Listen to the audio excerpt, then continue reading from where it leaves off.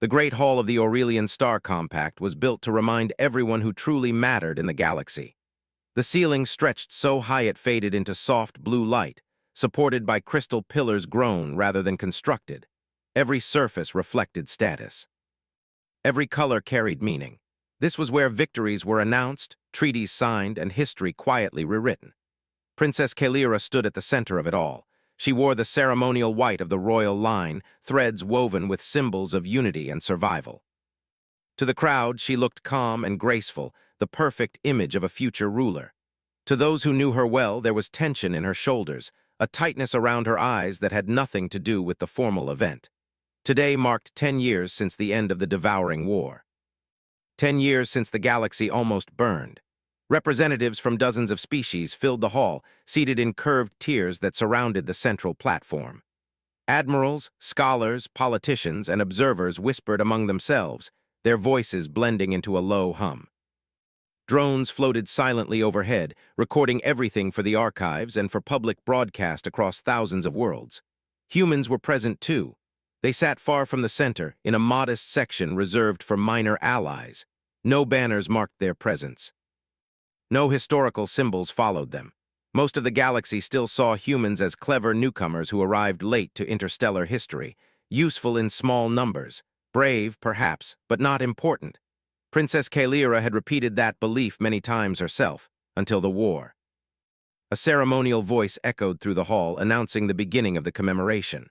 Holographic images formed above the platform, burning stars, shattered fleets, worlds scarred but alive. The official story played as it always did. The compact had stood strong. The Allied fleets had held the line. Leadership, unity, and sacrifice had saved civilization. Applause followed at the proper moments. Kalira watched without really seeing. Her eyes drifted away from the display, moving across the crowd without conscious thought. She did not know why she looked there, only that something pulled at her attention, sharp and sudden like a memory trying to surface. Then she saw him. He stood near the far wall, half in shadow, wearing the plain dark uniform of a contracted human security officer. No decorations, no visible rank. His posture was relaxed but alert, weight balanced on the balls of his feet, eyes scanning the room instead of the stage. For a moment, Kalira thought her mind was playing a cruel trick. 10 years was a long time. Trauma changed memories. Faces blurred. She had told herself that many times. Then he shifted slightly, turning his head just enough for the light to touch his face. The scar along his jaw was unmistakable. The world seemed to tilt.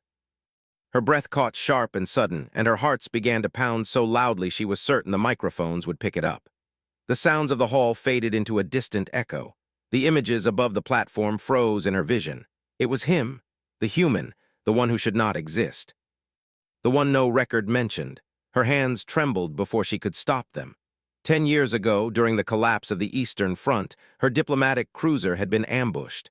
Escape pods were launched under heavy fire. Hers had been struck almost immediately, systems failing as it fell toward a dead border world claimed by the enemy. She remembered smoke filling the pod, pain blooming across her side, emergency lights flickering as gravity pulled her down.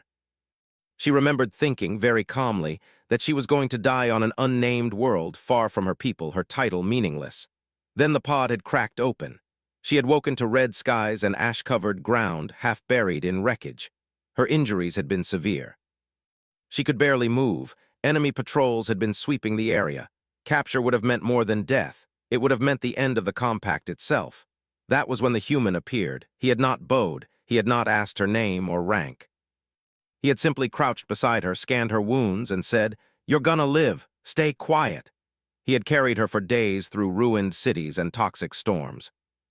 He had scavenged parts from broken machines, patched her wounds with tools never meant for biology, and distracted enemy units with tricks so reckless they bordered on impossible. When she asked him why he was doing this, why he risked everything for someone he did not know, he had shrugged. "Someone had to," he said. No speeches, no promises, just action. When they finally reached Allied space, he had handed her over to a medical team, nodded once, and walked away before anyone could stop him. She never learned his name. She never saw him again, until now. Kalira's vision blurred as the memory crashed over her. She realized she was staring. The human noticed. His eyes met hers across the hall. Recognition flickered across his face for half a second, just long enough for her to know she had not imagined any of it. Then his expression went carefully blank, professional, distant. He looked away, something inside her broke. The ceremonial voice continued, unaware. The crowd remained focused on the past, on a story that suddenly felt like a lie carved in stone. Kalira stepped back from the podium. Gasps rippled through the hall. Protocol demanded she remain until the speech concluded. Cameras shifted, tracking her movement in confusion. Advisors whispered urgently through her calm implant. She ignored them all.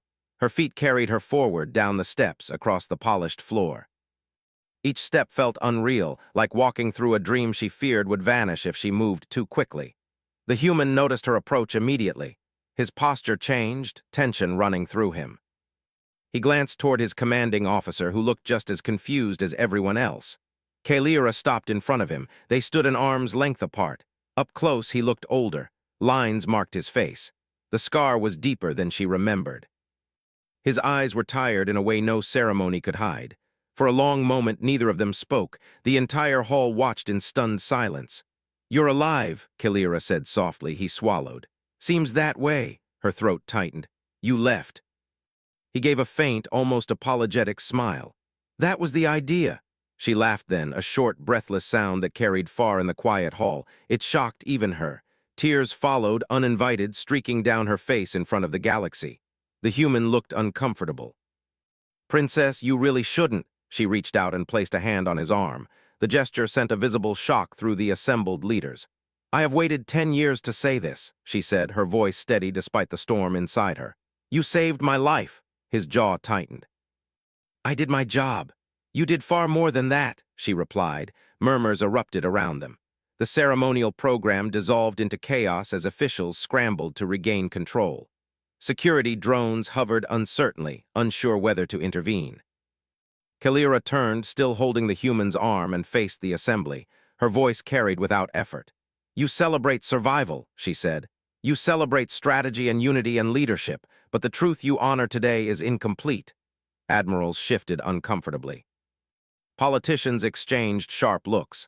"There are names missing from our history," she continued, "not because they were unimportant, but because acknowledging them was inconvenient." The human tried to pull away gently. "Princess, stop. This is—" She tightened her grip.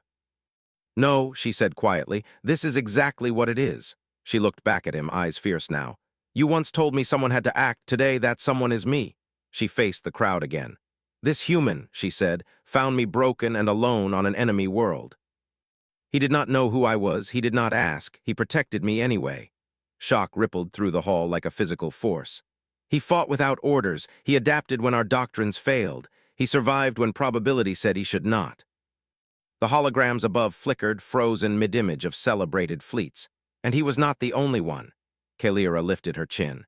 "During the war, humanity did not wait for permission. While empires debated risk, humans moved. While we calculated losses, they accepted them." The human closed his eyes briefly, as if bracing himself.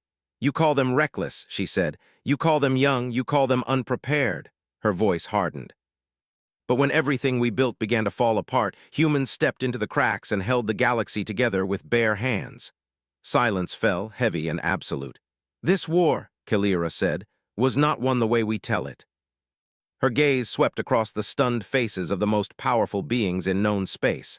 "And the fact that you do not know that," she finished, "should terrify you." The recording drones continued to hover, capturing every word. Somewhere at the edge of the hall, a human security officer stood very still, wishing more than anything that he had remained invisible. And across the galaxy, the story of the devouring war began to change. The silence after Princess Kalira's words did not break quickly. It stretched, heavy and dangerous, pressing down on the great hall like an unseen force. Leaders who were used to controlling narratives found themselves frozen, unsure which reaction would do the least damage. The ceremonial program had completely collapsed, and no one dared to restart it. The human stood beside the princess, his arm still lightly held in her grasp. He could feel the attention of the entire galaxy pressing into his back. Every instinct he had screamed that this was wrong. He had survived because he stayed unnoticed. This was the opposite of unnoticed. Slowly, Kalira released him. She turned toward her advisors, who looked pale and alarmed. They spoke rapidly through private channels, urging caution, reminding her of protocol, warning her of political fallout. She listened to none of it. Instead, she spoke again, her voice calm but sharp. "This gathering is suspended," she said. "Not ended, suspended." That single word carried authority. No one challenged it. Security personnel moved quickly but carefully, guiding delegates away from the central floor. Conversations erupted instantly, angry, fearful, confused. Drones continued to record, their feeds now spreading uncontrolled across networks and worlds far beyond the compact. The human tried to step back toward the wall, but Kalira stopped him with a look. "Come with me," she said. "I can't," he replied quietly. "I'm not cleared for." "You are cleared," she said. "By me." He hesitated. Every lesson he had learned told him this was dangerous. Every instinct told him to disappear while he still could, but something in her eyes stopped him. Not command, not entitlement, recognition. He nodded once. They walked together through corridors that had once felt familiar to Kalira, but now felt narrow and hostile. Guards snapped to attention as they passed, clearly unsure how to react to the human at her side. The doors to a private council chamber sealed behind them with a soft hum. Only then did the human exhale. "You shouldn't have done that," he said. Kalira leaned against the table, exhaustion finally catching up to her. "I should have done it 10 years ago." "You didn't owe me anything," he replied. She looked at him sharply. "You carried me across a dead world while enemy patrols searched for us. You stole a shuttle under fire. You disappeared so my people could survive without complication." She stepped closer. "I owe you the truth." He looked away. "Truth gets people killed." "Lies already have," she said. For a moment, neither spoke. Then the room's communication panel lit up. The council wanted answers. So did the admirals. So did the historians. So did the public. Kalira activated the channel. Faces appeared, leaders from across the compact and beyond. Some looked furious. Others looked frightened. A few looked thoughtful in a way that worried her. "You have created a crisis," one elder said immediately. "Your words are spreading uncontrollably." "Good," Kalira replied. "They should." A military representative leaned forward. "Are you claiming human forces played a decisive role in the war without authorization?" "Yes," she said. "That is an accusation of incompetence," another snapped. "No," Kalira answered. "It is an accusation of arrogance." The room erupted. The human stood silently at her side, hands clasped behind his back. He did not look at the screens. He had seen rooms like this before. They always looked the same when control slipped. One voice cut through the noise. "You," said a senior admiral, staring directly at the human. "Identify yourself." The human finally spoke. "I won't," he said calmly. Shock rippled across the channel. "I don't exist in your records," he continued. "That was the agreement." "What agreement?" demanded another voice. "The one that let you keep believing the war made sense," he replied. Kalira turned to him, surprised. He met her gaze briefly, then looked back to the council. "Humans were used because we were useful," he said. "Not because you trusted us. We were sent where plans failed and told to make it work." "That is not how military cooperation functions," an official protested. The human nodded. "Exactly." He shifted slightly, finally looking at the assembled leaders.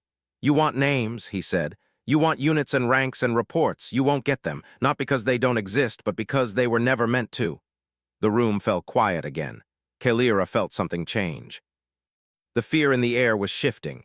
This was no longer just about her survival 10 years ago. This was about something much larger. "What do humans want?" one counselor asked carefully. The human almost smiled. "We wanted the war to end," he said. "It did." "That is not an answer," the counselor pressed. "It's the only one you're getting." The channel cut abruptly. Kalira stared at the darkened screen. "They're afraid," she said softly.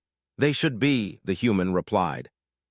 "They built a story that only works if no one asks the wrong questions." She studied him. "You planned this." He shook his head. "No, I planned to disappear forever." "Then why did you stay?" she asked. He was quiet for a long time. "Because if I walked away again," he said finally, "you'd still be alone in that room." Outside the chamber, the compact unraveled. News spread faster than any official response could contain it. Clips of Kalira's speech were replayed endlessly. Analysts dissected every word.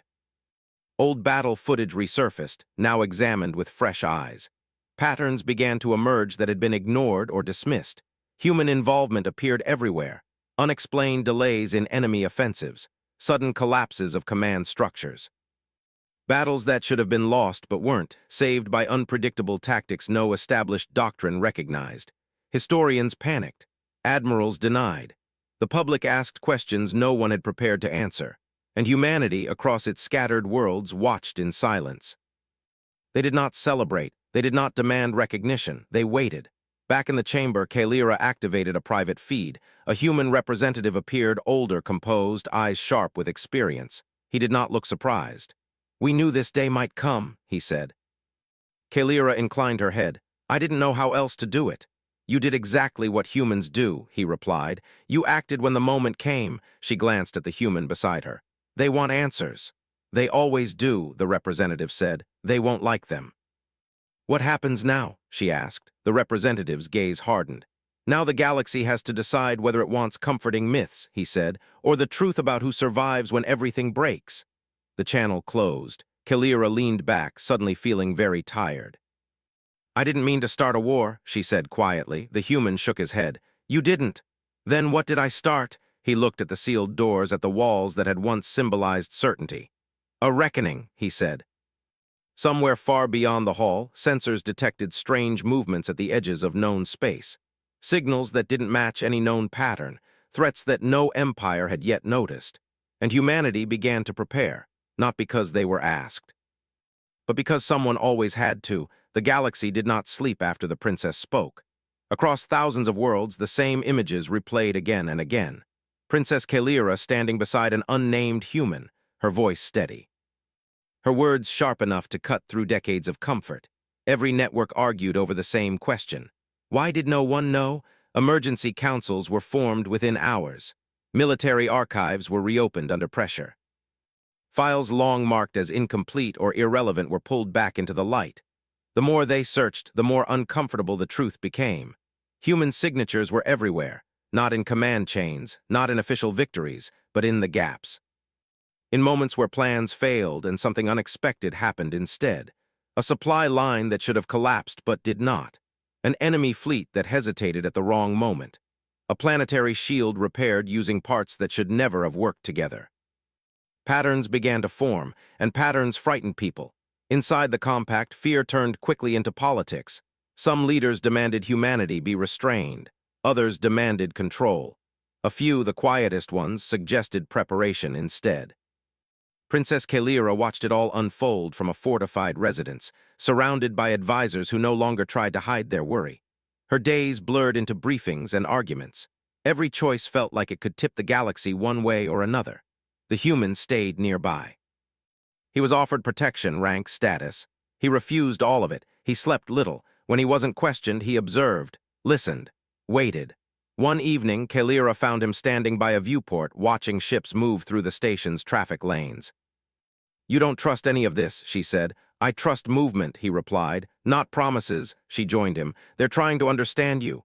"They're trying to label us," he said. "That's different." She folded her arms. "Then help me explain," he shook his head. "You can't explain humans the way they want." "Why not?" "Because they think strength is something you declare," he said. "For us, it's something you do." Pressure built as the councils demanded answers. They wanted structures, limits, agreements. They wanted humanity inside systems they already understood.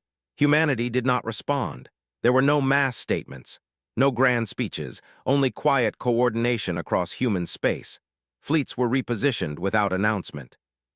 Research stations accelerated projects they had kept dormant. Civilians were moved away from border regions with calm efficiency. It looked like nothing. It was everything. Kalira received a private message from a senior counselor late one night.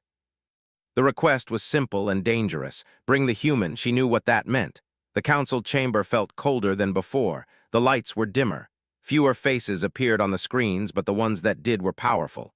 "This situation is unstable," the counselor said.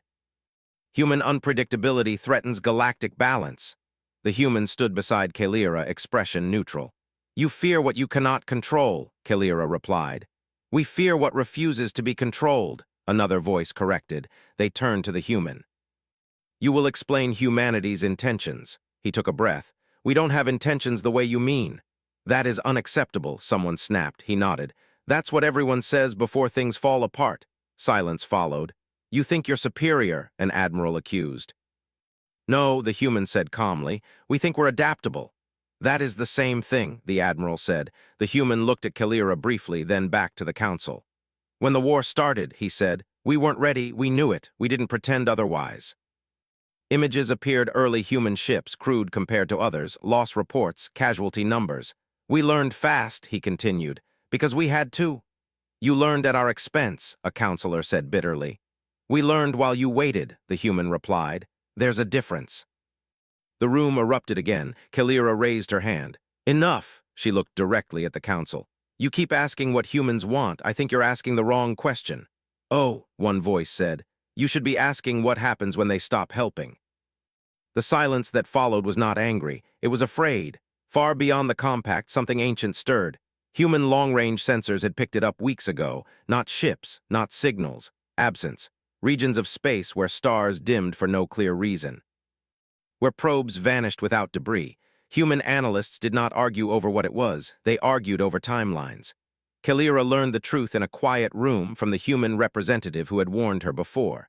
It's not an invasion, he said. It's a collapse. Can it be stopped? She asked. He hesitated. It can be slowed. Her voice dropped. At what cost? At the cost we always pay, he said, going first. The council was not informed, not yet. Human fleets moved closer to the anomaly zones, still without announcement. They did not ask for permission. They did not request support. They prepared contingency after contingency, knowing most would fail. The human who saved Kalira requested reassignment. Where? She asked. Front edge, he said. You don't even know what's there. He gave a tired smile. Neither did we the first time. She wanted to order him to stay. She didn't. The galaxy argued while humanity acted. The first human ships crossed into the darkened region and vanished from all sensors. No distress calls, no debris, just silence. The councils panicked. They demanded explanations. They demanded retreats. They demanded humanity stop. Humanity did not. Days later, a single ship returned. It was damaged, scarred, alive. The data it carried rewrote everything the galaxy thought it knew about the universe. And Princess Kalira understood at last. Humans were not dangerous because they were strong. They were dangerous because they would face the impossible first. It had already begun. The galaxy had changed, whether anyone wanted to admit it or not. What had started as a royal speech had grown into something far larger. Networks across thousands of worlds buzzed with confusion and fear, debate and disbelief. Scholars argued with historians. Admirals shouted at one another over communication channels.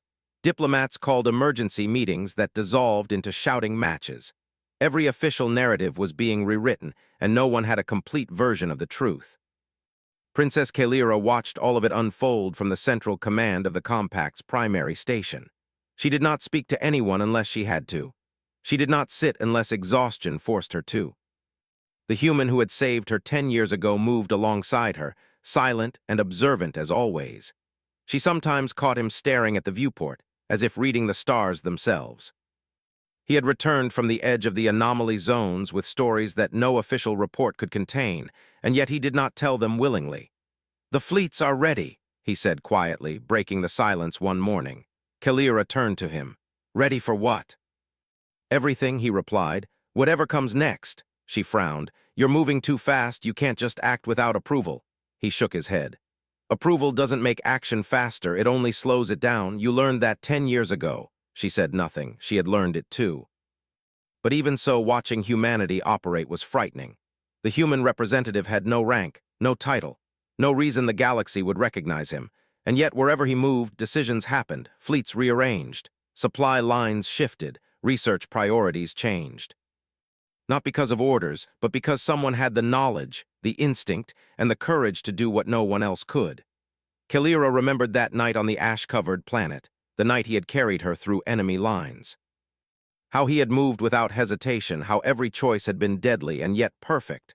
That same certainty now radiated from him and from every human in the system. Her comms beeped urgently. The council wanted answers, demanded explanation. She ignored it, let them shout. Let them panic. They had done enough harm by believing in the stories they told themselves. A report arrived minutes later. A small fleet had entered one of the anomaly zones. It had been expected to fail within hours. 10 days later, a single ship returned. It was damaged, yes. But more importantly, it carried evidence of structures and phenomena that had never been recorded in any database. Massive void formations, unstable energy flows that bent physics, signals that could not be interpreted with any known language. Objects moving independently across space and yet following patterns. The data was clear. Humanity had survived, learned, adapted, and survived again. The galaxy, in comparison, had only argued. Kalira called for a private meeting with the human who had saved her. They met in the observation deck where the stars stretched endlessly.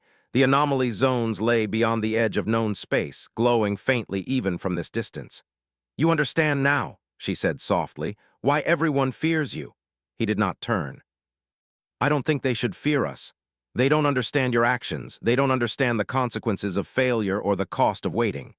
That's why we act first," he said. "Because if you wait, failure doesn't wait, death doesn't wait. The universe doesn't wait for permission." Kalira watched him for a long moment. His words carried the same certainty she remembered from 10 years ago, a certainty forged in survival, in repeated life-and-death decisions. The difference now was that the stakes were far higher than one princess, far higher than one star system. "What happens next?" she asked. He finally turned to her. His eyes were steady, unreadable. "Now they have to choose." "Who?" "The galaxy," he said. "The leaders. The people, everyone who believes they can control outcomes they cannot. They have to choose whether to adapt or perish." Kalira understood instantly. She had always known, in some corner of her mind, that humanity's methods would challenge the very foundations of the compact. She had hoped she could control it, guide it, but she could not. Humans did not ask for permission. They did not wait for consensus. They acted, and now the rest of the galaxy would be forced to either follow or be left behind. She left the observation deck with a sense of both awe and dread. Every council chamber she entered was a storm. Leaders shouted. Advisors argued. Strategists proposed containment strategies that would have worked against any known enemy, but not against humanity. Every idea was countered by one simple fact. Humans did not play by the rules anyone else expected. They improvised, they adapted, they survived, and when survival required more, they learned faster than anyone else. Kalira realized that for the first time in her life, she was witnessing a force in the galaxy she could not command. Not entirely, and that force was human. A message arrived from one of the distant human colonies. It was a single sentence devoid of explanation or flourish. "We are preparing the edge," she understood immediately. The edge, the anomaly zones, the unknown regions where the laws of physics themselves were being challenged. The zones where she and her people had no knowledge, no advantage, no control, and yet humanity moved. Quietly, efficiently, without hesitation, the council demanded she issue commands. She refused. "They will act without orders," she told them, "because waiting for orders would be death." The first wave of human vessels moved into the unknown zones in silence. No fanfare. No reports, just ships disappearing beyond sensors, vanishing into darkness where even light behaved strangely. The compact's fleets were ordered to follow cautiously. Every step was slow, careful, as if they feared what the humans already knew. Days turned into weeks. Every day brought a new report, ships returning with data, resources recovered, structures analyzed, energy anomalies mapped, crews alive who should have perished, entire formations of enemy remnants neutralized by tactics so unpredictable that no record could capture them. The rest of the galaxy panicked. Historians struggled to revise centuries of recorded events. Military commanders tried to draft contingency plans against a species that refused to follow rules. Politicians scrambled to negotiate alliances with humans who did not care for politics. And in every case, the humans acted exactly as they had always acted, with efficiency, with courage, and with a disregard for limits that most beings considered essential. Kalira found herself once again standing beside the human who had saved her life. She looked out at the stars, glowing faintly beyond the station's edge. "They don't understand," she said. "They can't comprehend what you've done." "They don't need to," he replied. "They will see it. They will fear it," she said. He shrugged. "They should fear what they cannot ignore. It is the only way to survive." She fell silent, thinking of the 10-year-old girl he had carried through fire and ash. The same human who now commanded respect and fear across the galaxy. Then, a sudden alert lit the observation deck. Sensors had picked up something moving inside the deepest regions of the anomaly zones. The readings were unlike anything recorded. Mass, energy, and structure that defied known physics, something alive or something conscious capable of thought in forms no language could describe. Kalira's heart skipped. "What is that?" The human did not answer immediately. He activated a private feed, sending data from multiple fleets. The formations they had tracked, the energy fluctuations, the readings, they all suggested one thing: the universe itself had a threshold. The anomaly zones were not random. They were part of a system or an intelligence beyond comprehension. "This is what we've been preparing for," he said. "This is the test." Kalira felt a chill. "And if we fail," he shook his head. "We won't fail. Humans don't fail when survival is at stake. We adapt, we learn. We act." She studied him. The calm certainty in his eyes reminded her of everything he had taught her about courage and determination. The same principles that had saved her life 10 years ago now applied to the fate of the galaxy. "Then we follow you," she said. "Not because we trust, but because we have no other choice." He nodded, briefly allowing a small smile. "That is how it begins." And so it began. The first fleets of humanity disappeared into darkness, mapping regions the galaxy had long feared.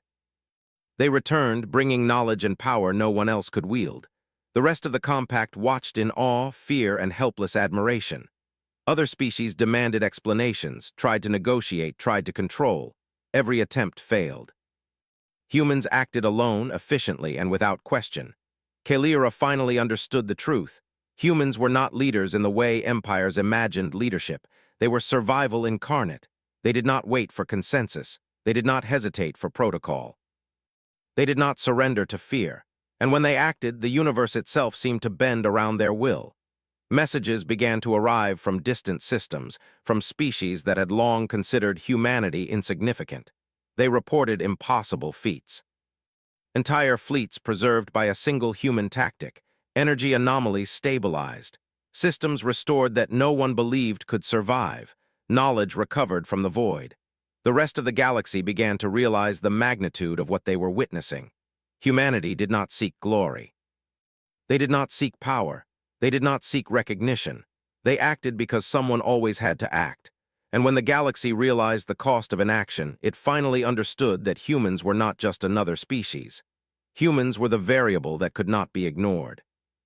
Kalira stood beside the human, watching the stars. "Do you think they will ever understand?" He looked at her, calm and unshaken.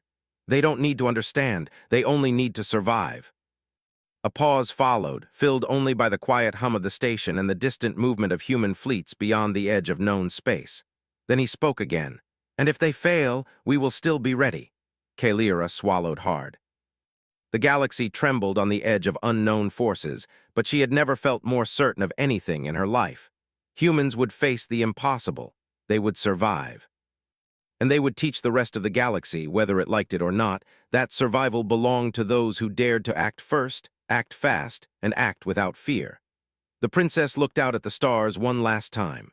Somewhere beyond the edge of comprehension, the unknown waited.